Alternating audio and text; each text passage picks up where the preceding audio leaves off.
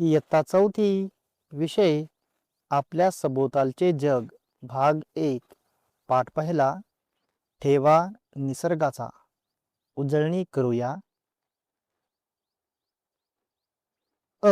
तुमच्या परिसरात आढळणारे पाण्याचे स्रोत खालील यादीतून निवडून लिहा. तलाव, समुद्र, नदी, धरण, विहीर, आड, हातपंप, बारव, ओढा, झरा, धबधबा, सरोवर.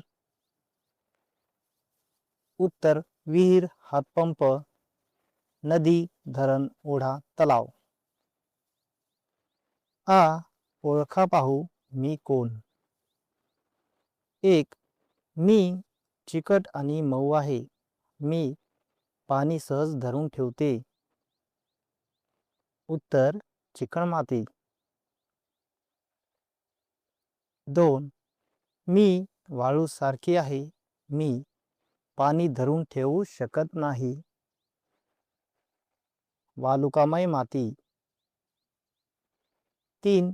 मी वालुकामय माती, चिकणमाती व गाळ यांच्यापासून तयार झालेली आहे.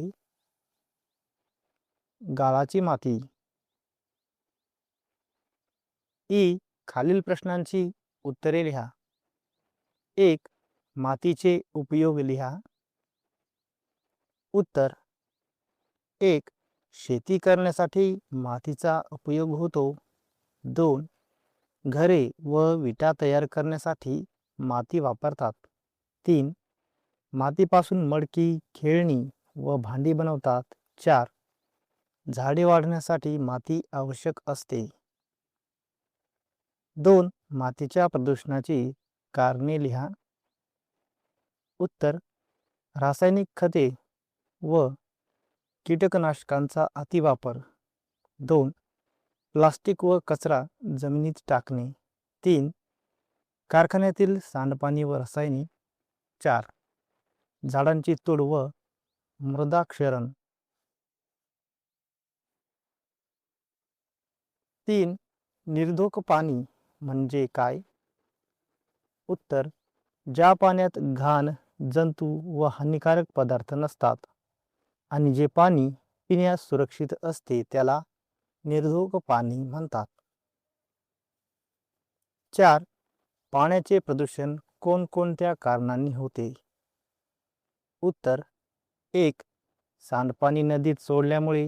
2. कचरा व प्लास्टिक पाण्यात टाकल्यामुळे. 3. कारखान्यातील रसायने पाण्यात मिसळल्यामुळे. 4. शेतीतील खते व कीटकनाशके पाण्यात वाहून गेल्यामुळे.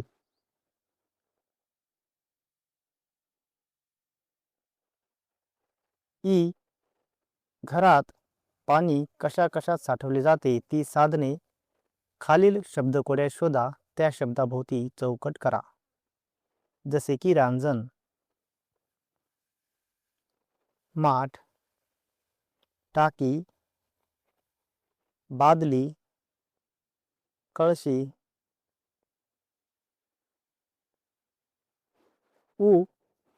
खालील चित्राचे निरीक्षण करा, त्यावर आधारित प्रश्नांची उत्तरे लिहा. 1.